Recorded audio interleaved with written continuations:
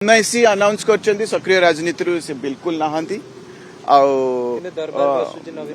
सीटा भूल तथ्य बिल्कुल को दरबार बसन जदि भी बस श्री नवीन पट्टनायक दरबार बस श्री पांडियन को मु बोधे बिल्कुल ही देखी ना बोधे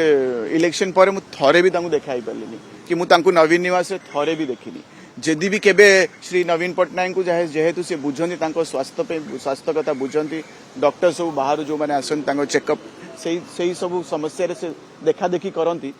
Shri Naveen Patnaik personal level physical health पे से आप देखिथे कि जाऊे कौन बट अदरवाइज कौ दरबार ना से क्या भी देखा ना स्ट्रेट वे कहते से राजनीति सक्रिय राजनीति बहुत दूर से बिल्कुल सक्रिय राजनीति सी निज उपर नहीं सब जहाँ भी आज बीजेडी अवस्था कि श्री नवीन पट्टनायक जो अवस्था जोटा कि कई विश्वास कर पाना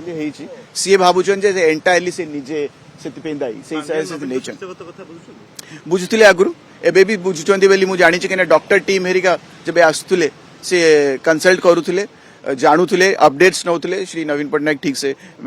मेडिसिन एक्सरसाइज फिजियोथेरापी एटा सब हो तो मुझे भावुँ जदि जड़े जड़े